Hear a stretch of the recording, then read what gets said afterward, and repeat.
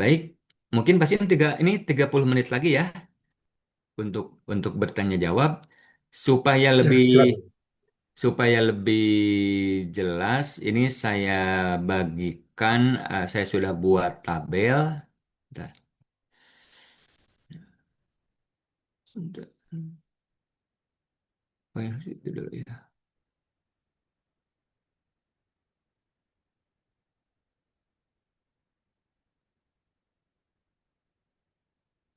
Bentar. Nah, ini tabelnya. Tabel perbandingan antara konsep manusia sebagai Khalifatullah, sebagai Abdullah, dan sebagai Ahlullah. Ya. Kalau manusia dari aspek pengertiannya, konsep manusia sebagai Khalifatullah itu adalah manusia sebagai wakil Allah. Ya. Jadi wakil Allah itu ternyata bukan hanya di dunia hukum, ya kan hakim itu katanya memutus perkara atas nama Allah ya. Sebetulnya kalau kita baca buku Dr. Nurholis Majid, semua kita ini menjadi wakil Allah. Itu sebabnya dalam agama kita, sebelum kita melakukan pekerjaan yang baik, kita harus memulainya dengan Bismillahirrohmanirrohim. Bismillahirrohmanirrohim itu dalam terjemahan biasa kita menyebutnya dengan nama Allah. Tapi kalau mau direlevansikan dengan konsep Khalifatullah, Bismillahirrahmanirrahim itu artinya atas nama Allah. Atas nama Allah. Jadi guru mau mengajar murid itu atas nama Allah. Hakim mau memutus perkara itu atas nama Allah. Karena semua manusia ini menjadi Khalifatullah. Sedangkan Abdullah adalah manusia sebagai hamba Allah yang tunduk untuk beribadah kepada Allah. Ya, secara secara dalam hadis yang representatif ya, ibadah itu ya rukun Islam yang 5 itu. Walaupun lebih dari itu sebetulnya masih banyak lagi ya. Sedangkan sebagai ahlullah, ya pengertiannya itu adalah manusia bagaimana supaya dekat dan dicintai sehingga diklaim atau diaku sebagai keluarga Allah karena kedekatan dengan Allah. Itu pengertiannya. Nah, misinya, misinya, kalau Khalifatullah, misinya adalah memakmurkan bumi. Ya, ayatnya itu berbunyi, "Walladzi ansha'akum minal ardi wasta'marakum fiha." Dialah yang menciptakanmu dari bumi dan dia pula yang memerintahmu untuk membangun kemakmuran di atasnya. Ya. Jadi Allah tidak ingin manusia ini hidupnya pada miskin, pada repot begitu ya. Allah memerintah kepada manusia untuk membangun kemakmuran. Misi sedangkan misi Abdullah, misi manusia dalam kapasitasnya sebagai hamba Allah adalah taat, bertakwa, ya, melaksanakan perintah dan menjauhi larangannya. Sedangkan misi manusia sebagai ahlullah adalah akrab dengan Allah. Ya, bukan hanya menjalankan perintah. Kalau hanya menjalankan perintah, robot pun bisa. Tapi kelebihan robot bila dibandingkan dengan manusia, manusia itu apabila berbuat, bekerja, itu melibatkan hati. Ya, itu ahlullah. Nah, berikutnya dari segi prinsip, ini yang menurut saya sangat esensial dalam paparan ini. Prinsip Khalifatullah adalah bahwa pada dasarnya boleh al aslu fil amri al ibahah kecuali yang dilarang ya pada dasarnya boleh kecuali yang dilarang. Prinsip Abdullah, prinsip sebagai hamba Allah dalam konteks ibadah itu pada dasarnya dilarang, pada dasarnya tidak boleh kecuali yang diperintah. Ya, ini saya sering berikan contoh kepada mahasiswa. Sholat duhur itu 5 rakaat tidak boleh. Karena yang diperintah hanya empat. Ya, naik haji tidak boleh ke Sumedang. Karena naik haji itu yang diperintah hanya ke Mekah. Gitu. Pada dasarnya dilarang. Kecuali yang diperintah. Menyembah pada dasarnya tidak boleh. Kecuali yang diperintah, yaitu kepada Allah Subhanahu wa Ta'ala. Nah, sedangkan ahlullah prinsipnya itu bukan sekedar memenuhi perintah, bukan sekedar menjauhi larangan dan menjalani yang boleh, tapi mencari cinta Allah. Jadi ada aspek rasa ya pada pada Abdullah ini, pada Ahlullah ini. Sudah pukul 6, saya kira Pak Hasim, kita perlu perlu jeda, perlu variasi dulu supaya ada dialog ya. Silahkan Pak Hasim kalau ada yang pertanyaan. Ya, hatur nuhun Pak Ustadz yang sudah menyampaikan materinya tentang Khalifatullah ya. Selanjutnya kepada Bapak Ibu, maka silakan ada Pak Ade ini ya. Hasim. Oh ini Pak Haji Rusli, Pak. Silakan Pak. Kita. Sangat mohon. Maka, Assalamualaikum warahmatullahi wabarakatuh. Waalaikumsalam Waalaikumsalam Nah, warahmatullahi Nun Pak Haji, informasi. mohon. Eh, baik, tertarik ya dengan Waalaikumsalam. yang disampaikan Pak Haji barusan mengenai ada manusia sebelum Nabi Adam. Ya sebelum Nabi Adam. Pertanyaannya adalah manusia itu manusia ciptaan Allah atau bukan? Ya, yang tadi yang diceritakannya juga Hmm, misalnya Afrika yang hijrah ke mana? ya. Yang eksodus ke Australia misalnya, yang diasumsikan 60.000 tahun yang lalu. Apakah Ya. dia ciptaan Allah atau bukan? Meskipun tadi dikatakan tidak Eh, berpakaian gitu ya, sehingga kalau tidak berpakaian mungkin tidak ibadah gitu ya. Nah, patut dipertanyakan itu, maksud saya sejarah yang semacam itu patut dipertimbangkan ininya berkaitan dengan tadi bukankah manusia itu seluruhnya ciptaan Tuhan Allah. Nah, sekarang berarti yang itu mah ciptaan Tuhan ya, Tuhannya bukan Allah gitu ya, manusia yang itu. Kemudian kalau dia manusia, kalau sebut manusia, kan manusia itu ada bermacam nama istilah dalam Al-Qur'an ya. Ya, ada disebut bashar, ada disebut nas ya, ya, ada disebut ya, yang lain lagi itu ya. Nah, apakah dia masuk yang mana gitu ya, kategori manusia yang itu. Jadi kaitannya itu ya. Jadi memang dalam sejarah kita menyebutkan kan ada jutaan tahun ya, ada cerita jutaan tahun segala macamnya gitu ya, ya. Sementara jarak kita ke Nabi Adam tadi paling jauh tuh 10.000, bahkan ya 10.000 sih, beberapa yang menyatakan 10.000 ya. tahun yang lalu gitu ya. Berarti bumi ini kan baru berusia 10.000 tahun yang lalu gitu ya, kalau pakai dalil yang itu. Tapi kalau sudah ada manusia sebelumnya ya tentu patut dipertanyakan dalam konteks tadi ya, karena tadi ada tiga ya. Pak Ayi menyebutkan Ahlullah, Abdullah, dan Khalifah. Nah, manusia yang Ya. dulu itu Khalifah atau bukan gitu ya? Manusia yang dulu itu Khalifah atau bukan? Hmm. Ya, itu ya, sebab pada ujungnya mereka kan menikmati dunia, menikmati kehidupan dan sebagainya, sehingga masuk dalam kategori yang tadi ya, dari tiga aspek itu ya, dari tiga fungsi manusia. Kemudian yang kedua mengenai wakil Tuhan ya, wakil Allah di muka bumi. Saya sepakat dengan menyebut khalifah itu adalah wakil Allah. Dalam pengertian menurut saya mengartikan wakil Allah itu adalah wakil dari sifat-sifat Allah gitu ya. Tadi kan Pak Ayi menyebut gitu ya, kalau misalnya polisi, jaksa, Allah menghendaki keamanan di muka bumi gitu ya, tapi Allah tidak bisa melakukannya langsung itu, tetapi melalui khalifatullah gitu ya, yaitu adalah misalnya polisi, jaksa, segala macam. Itu artinya membuat keamanan. Nah, kalau ada polisi dan jaksa, ada polisi, ada jaksa, ada hakim, Hmm. ada tentara yang menciptakan tidak keamanan, itu dia Hmm. masing-masing masuk khalifatullah atau apa gitu ya? Hmm. Apa sama dengan yang manusia yang zaman dulu gitu ya? Tuh. Hmm. Sebab kalau fungsi khalifah itu kan di ayat 30 Al-Quran Al-Baqarah itu kan aku ciptakan manusia sebagai khalifah fil ard gitu ya. Hmm. Khalifah itu adalah memakmurkan bumi, mengurus bumi, mengamankan bumi.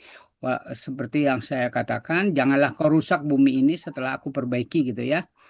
Wala tufsidu fil ardi ba'da islahiha gitu ya, seperti itu. Iya. Itu artinya kalau ada manusia sekarang yang merusak bumi itu Khalifatullah itu. Saya gitu Berarti itu nomor saja Pak 4. Nun. Assalamualaikum Ya. Ya, warahmatullahi hatur wabarakatuh. nuhun Pak Haji Lutfi ya. Sebetulnya bisa Hmm. dilihat di ilmu arkeologi paleolitikum sebetulnya kalau ini seperti ilmiah lagi. Ya, Ya, silakan Pak Ustadz. ambo tuh. Oh, Saya punten Bu Yeti, punten di mute. saya lebih suka kalau dihimpun dulu, Pak, supaya supaya nanti menjawabnya. Siapa tahu ada Tumpang keterkaitan tindih dengan ya. pertanyaan Tidak tumpang berikutnya. tindih. Oke. Oh, maka tuh. Mangga, Iya, mangga, mohon. maka Bapak Ibu dosanesna dihaturanan pilih ayat beri caroskeun. Assalamualaikum warahmatullahi wabarakatuh. Waalaikumsalam, maka Pak Waalaikumsalam. Ade, silakan Pak Ade. Sanes Bade, tadi abdi sareng Pak Mustafa, Pak Yi. Oh, alhamdulillah. Pun guru Pak Hasim, iya guru abdi di Oh, SMP. Mustafa. Eta, Beliau guru tidak eta sejarah Pak saya, Ade. iya. Giring Pak, giring Pak, bangga, Pak Yi. Aduh, tadi kita jauh heula. Abdi aya di samping ngupingkeun. Pak Yi, duh giring binggahnya. Aduh, alhamdulillah. Mohonlah. Pak Yi pun ternyap di Tumaros ya. Pak Mohon. Yi tadi kan manusia itu sebagai khalifatullah gitu ya. Nah, ketika orang sakit ya, ada orang sakit, selalu orang yang sarakatul maut gitu. Kemudian selalu kesukaran memanggil Allah sehingga dibimbing kan, Hmm. bimbing terus. Ketika sudah memanggil Allah, Allah, Allah, apakah Allah itu dekat kepada orang yang sakit Hmm. seperti Oh, mungkin iya. maksud kita ketika sehat jauh gitu. Iya, iya. Padahal kan Allah itu kan Ar-Rahman. Allah itu Ar-Rahman. Nah, apakah di sini Allah ada kedekatan dengan orang yang tadinya jauh, ketika Hmm. saat maut dia memanggil Allah ketika dibimbing. Nah, di sini bagaimana Allah itu menimpakan kasih sayangnya kepada orang yang Hmm. tadinya jauh itu kepada Iya. Allah. Yang kedua, ada lagu Bait Bimbo dulu.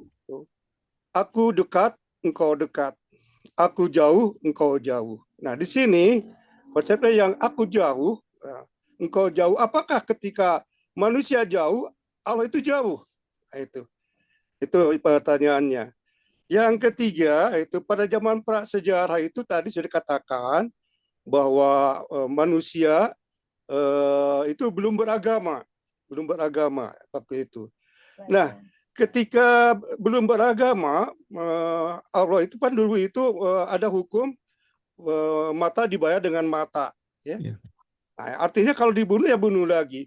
Nah, apakah di sini kata itu belum ada beragama, Allah akan memberikan hukuman kepada orang yang sudah yang berbuat keji, kejam karena mata dibayar dengan mata, dibunuh dan dibayar dengan bunuh. Itulah barangkali Pak Ahi dari saya berikan pertanyaan seperti itu. Terima kasih. Salam Terima kenal kasih, Maka. semuanya. Atau nuhun Pak Mustafa. Nah, ini namanya itu Adi Setiana. Iya, tadi pun bojo, itu pun bojo anu ya nah. Oh, Mohon, mohon, ya, mohon. siap. HP na error do Aldina. Maka Pak Ustadz, nah, dua dulu itu seueur. Dua heula mangga, mohon. Atur nuhun. Beliau ini guru saya yang pertama memberikan pelajaran tentang fosil. Saya masih ingat kata-katanya waktu kelas 1 SMP ya. Baik, saya jawab dulu dari Pak Rusli. Pak Dr. Rusli bertanya apakah manusia sebelum Nabi Adam itu ciptaan Allah? Pasti, Pak. Tidak ada satu pun yang kita lihat, kita saksikan selain ciptaan selain Allah yang menciptakannya. Karena kullu ma siwallah alam. Segala sesuatu selain Allah itu alam dan Allah adalah satu-satunya pencipta termasuk manusia yang hidup sebelum Nabi Adam. Oh iya, Bapak Ibu kalau mau menelusuri referensi yang saya sebutkan barusan, silahkan ada buku judulnya Manusia Sebelum Adam. Kemarin diperkenalkan oleh Dr. Komarudin Hidayat dan beliau merekomendasikan untuk kita baca supaya wawasan kita lebih lengkap lagi begitu ya. Tetapi apakah manusia yang hidup sebelum Nabi Adam itu khalifatullah? Kalau menurut saya bukan. Karena mereka tidak diberi beban untuk membangun kemakmuran di muka bumi. Ya, siapakah mereka? Ya, kalau saya belajar sejarah dari Al-Mukarram Pak Mustafa ini, mereka itu Homo soloensis, Homo wajah. Ojakensis. Putus, Tahu Pak Ustadz? Terlempar. terputus, putus. Kono anu homo-homoan meren lah. Ia Arkeolog adalah Saleh raksana di TikTok. yang Ah, umurnya 1 juta tahun yang lalu, Pak. 1 juta tahun yang lalu. Itu tulang-tulangnya masih ada. eh, Kelihatannya Gunung Masigit waktu itu sedang mengalami perubahan yang semula merupakan pantai, Pak. Karena di situ ditemukan juga pasir pantai. Dan saya yakin mereka itu hidup sebelum Nabi Adam. Mereka bisa tegak berdiri, disebutnya itu apa Homo erectus yang mereka berdiri, tapi mereka tidak diberi kewajiban, tidak diberi beban untuk membangun kemakmuran. Mereka tidak diberi beban untuk beribadah, ya. Karena ibadah itu baru diberikan kepada Nabi Adam dan keturunannya. Itulah sebabnya saya kutip lagi kata-kata Profesor Komarudin Hidayat, dari Nabi Adam ke sini ini disebutnya Homo religius, manusia yang beragama. Nah, sebelum Nabi Adam itu manusia tidak diberi agama, gitu ya. Nah, itu jawaban atas pertanyaan Dr. Rusli yang pertama dan yang kedua. Yang ketiga, polisi, jaksa, hakim, para guru, tadi saya sebut itu mereka adalah khalifatullah, ya. Tetapi apakah jika polisi, jaksa, hakim atau yang lainnya memutus perkara atau melakukan sesuatu yang tidak sesuai dengan perintah Allah, apakah mereka khalifatullah? Secara esensial mereka khalifatullah, secara de jure, secara de solen mereka adalah khalifatullah. Tapi secara dasain mereka adalah orang yang durhaka, mereka adalah orang yang berdosa, begitu ya. Kemudian yang ketiga dari guru saya ini, eh, apakah apabila orang yang sudah sekarat itu memanggil Allah, tapi kenapa sulit? Bukankah Allah itu dekat? Nah, berkaitan dengan orang yang sakaratul maut ini, memang Allah sudah memberitahukan jauh-jauh sebelumnya, yaitu bahwa Allah tidak akan menerima tobat orang yang menyesal ketika maut sudah tiba. Ya, ketika ajal sudah tiba. Jangankan kita, ya, Fir'aun juga katanya ketika air laut itu sudah mulai memenuhi tubuhnya, memenuhi bala tentaranya, Fir'aun juga menyatakan keimanannya kepada Allah. Amantu birobbi Musa wa Harun. Tapi kata Allah terlambat katanya. Ya, jadi untuk orang yang sakaratul maut ini eh, walaupun dia memanggil Allah, dipandu begitu ya, manggil ustadz dan sebagainya, tapi sulit sekali karena memang Allah sudah memberitahukan dari awal gitu. Jadi kalau kita mau bertobat harus jauh-jauh dari Sakaratul maut. sakaratul maut begitu ya. Nah, kemudian bagaimana halnya dengan aku jauh, engkau jauh, aku dekat, engkau dekat. Nah, ini kama qala Bimbo ya, ini mungkin diturunkan dari hadis Nabi, hadis Qudsi ya yang sering dikutip oleh Al-Mukarram A'agim ketika Allah berfirman, Ana indadoni abdi bi. Aku ini sesuai dengan Prasangka. dugaan hambaku. Apabila hambaku menganggap aku ini pengasih, aku akan mengasihi orang itu. Apabila hambaku menganggap aku ini jahat, aku ini akan bersifat keras kepadanya gitu. Kira-kira penggalan lirik lagu tersebut itu diambil dari hadis yang tadi begitu ya. Nah, kemudian tentang mata dibayar mata, telinga dibayar telinga, hidung dibayar hidung, hidung dibayar hidung. Setahu saya itu doktrin kepada kaum Yahudi, Pak. Oh Ya, iya, ya, Hammurabi, ya, doktrin kepada Yahudi. hukum Karena Hammurabi. ayatnya juga berbunyi wa katabna alaihim fiha anna nafsa bin nafsi. Dan aku sudah menetapkan hukum di dalam Taurat itu anna nafsa bin nafsi. Jiwa dibayar jiwa. Wal aina bil aini. Mata dibayar mata. Wal anfa bil anfi. Hidung dibayar hidung.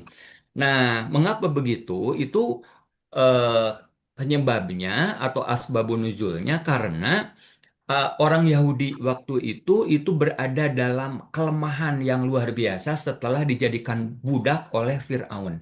Supaya harga diri kaum Yahudi ini naik, maka Allah memberikan aturan yang sangat-sangat keras. Tidak ada maaf. Tidak ada maaf. Pokoknya mata dibayar mata, hidung dibayar hidung. Dan sampai sekarang itu diamalkan oleh Israel. Ya, jadi Israel itu pernah dibom oleh Hamas, ya. Em, Orang-orang Israel banyak yang meninggal dan sekarang Israel itu terus terus membunuh orang Palestina karena selagi orang Palestina itu ada jiwa, maka orang Israel akan membunuhnya. Jadi bukan satu gigi dibayar gigi orang Yahudi itu. Orang Yahudi giginya tanggal 1, orang Yahudi akan membalas, selama kamu punya gigi, saya akan merontokkannya kira-kira begitu.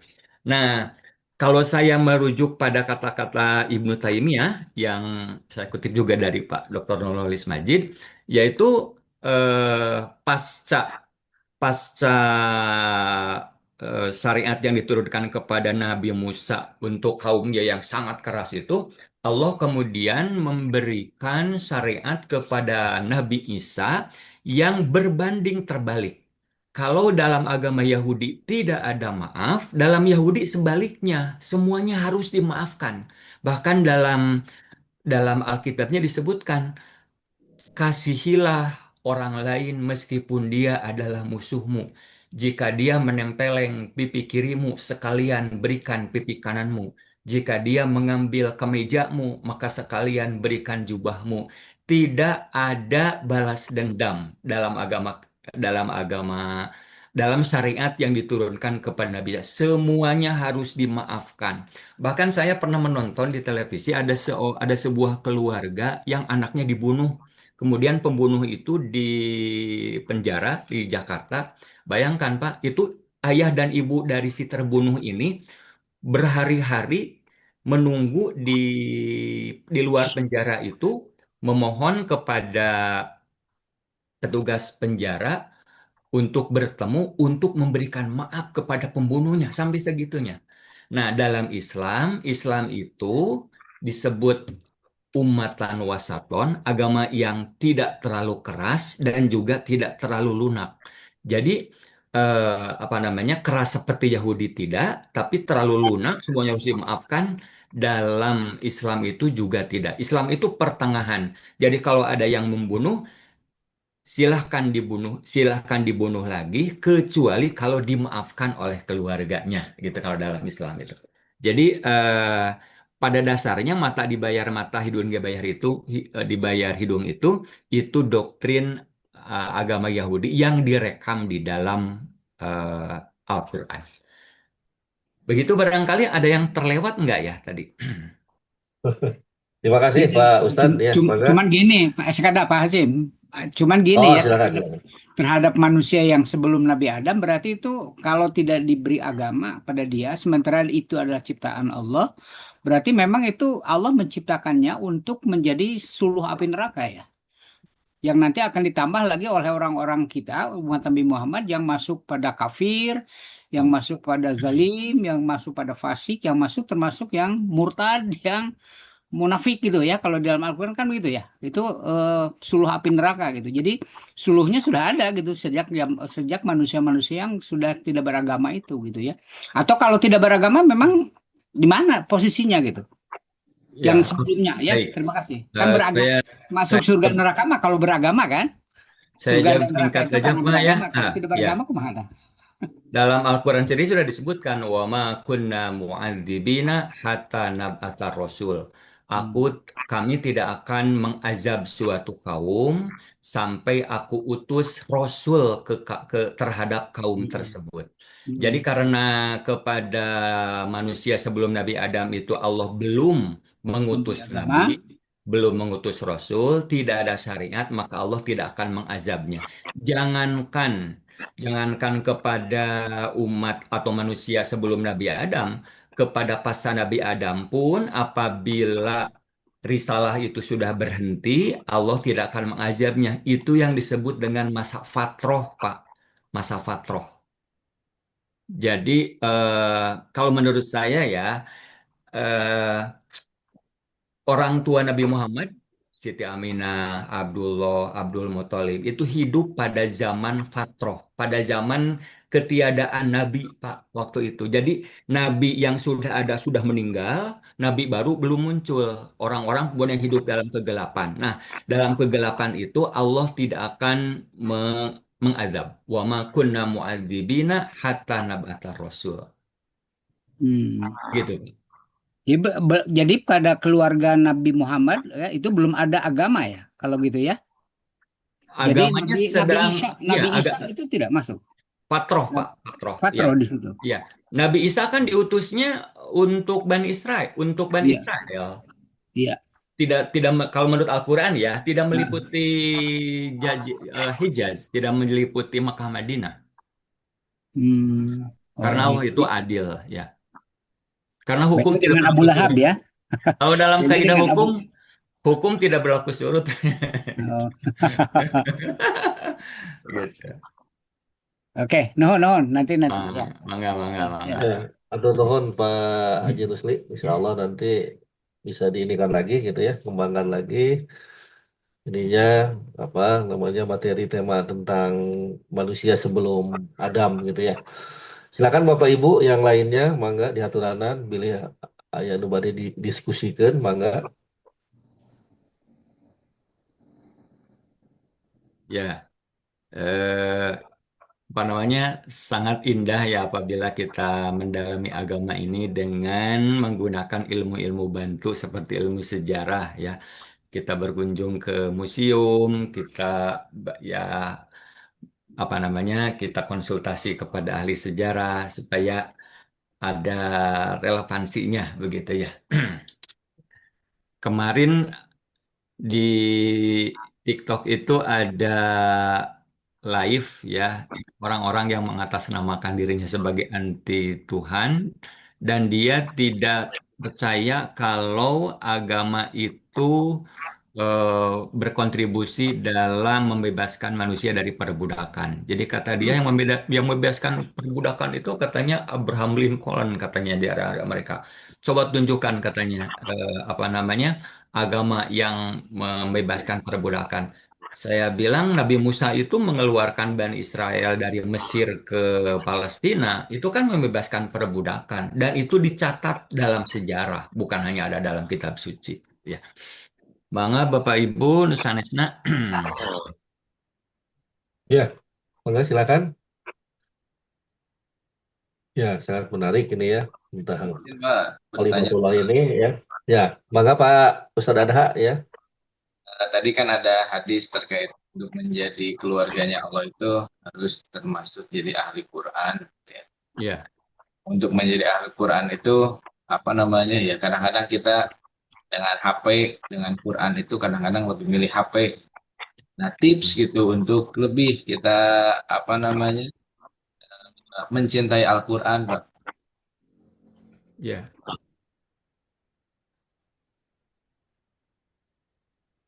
HP bukan Qurannya. Baik. Eh, bagi orang semacam kita, memang Pak, Quran dan HP itu bukan pilihan. Dua-duanya harus kita pegang. Sebab apabila kita tidak memegang HP sekarang Quran ini, tidak dipegang. Ya. eh, apa namanya, banyak sekali pekerjaan atau informasi yang terlewatkan ya. Pak Hasim ini mengingatkan saya untuk mengisi materi ini kan antara lain melalui HP juga. Kalau Pak Hasim kirim WA saya tidak membukanya kan Pak Hasim juga bisa kebingungan. Masa harus harus apa namanya pergi ke Cileunyi gitu ya untuk mengingatkan saya. Ya, kalau bagi saya HP dan Quran itu bukan pilihan, dua-duanya penting tetapi proporsional. Nah, pertanyaannya bagaimana untuk menjadi ahlul Quran? Kalau yang kalau saya tidak tahu ya sumber hadisnya dari mana, tapi ada dokter Rashid, Dr. Rashid di UIN Jakarta itu yang mengatakan bahwa apabila ada orang Islam yang tidak menamatkan Al-Quran minimal 1 kali dalam 1 tahun, dia tidak termasuk orang yang beriman kepada Al-Quran katanya ya.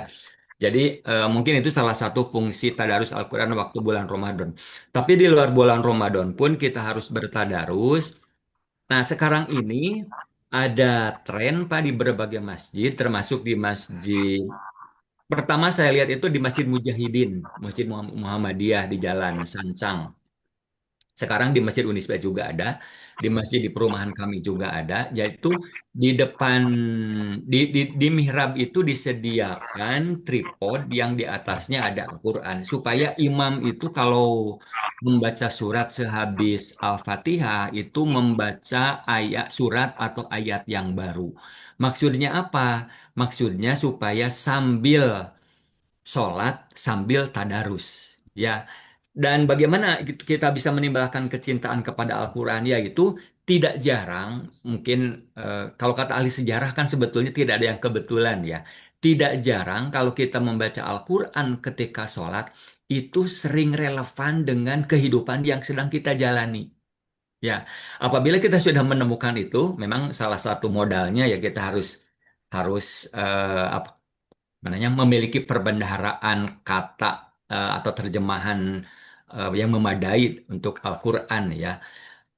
Apa namanya? Apabila kita semakin sering merasakan bahwa yang kita baca ini sedang yang relevan sekali dengan yang kita alami, bagi saya itu kecintaan saya kepada Al-Quran itu luar luar biasa ya luar luar biasa. Nah, saya tidak tidak usah menyebutkan mazhabnya atau kelompoknya bagi Bapak Ibu yang pernah umroh atau naik haji ya di Masjidil Haram atau di Masjid Nabawi itu ada sekelompok orang yang kalau habis membaca Al-Quran itu menciumnya Pak. Jadi sebelum dia tutup dicium dulu. Nah, saya punya tetangga yang naik haji. Itu saya katanya pernah pernah pernah membaca Al-Quran di samping orang-orang itu. Sesudah membaca Al-Quran, saya tutup, saya simpan aja. Tapi dia katanya menepuk pundak saya. Dia pun memberikan contoh. Kalau habis baca Al-Quran itu cium dulu, kemudian ditutup. Kegiatan semacam itu banyak menimbulkan kritik. Karena memang tidak ada hadisnya. Rasulullah SAW kalau habis membaca Al-Quran mencium, mencium mencium mushaf begitu ya.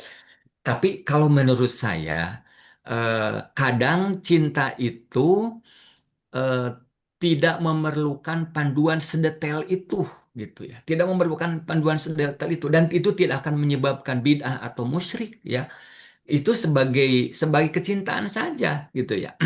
Termasuk orang-orang yang bertawaf di Ka'bah atau mencium Hajar Aswad itu banyak orang-orang di luar sana yang menganggap itu sebagai kegiatan syirik ya.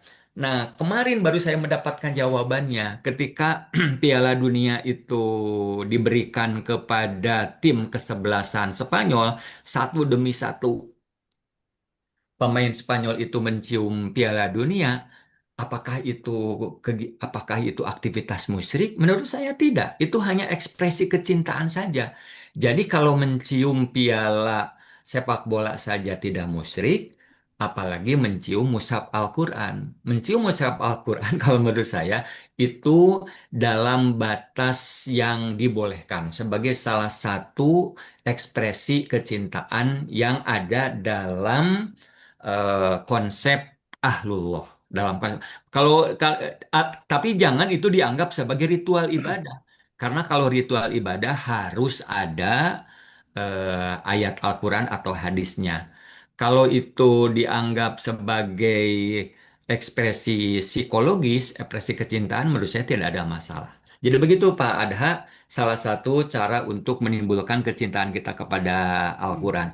Saya tambahkan lagi ya, sekarang ini di zaman modern, kecintaan manusia kepada Al-Quran itu ditambah lagi dengan membuat atau merekayasa mushaf Al-Quran itu seindah mungkin. Kalau dulu kan kertasnya saja mudah sobek, kemudian gampang gampang lusuh. Sekarang ini kalau lihat mahasiswi bawa Al-Quran ke kampus begitu ya, itu sampulnya itu dengan beraneka ragam warna, beraneka ragam bahan, sehingga membuat mereka tidak lagi malu membawa Al-Quran dipegang, diangkut atau di Grab gitu ya.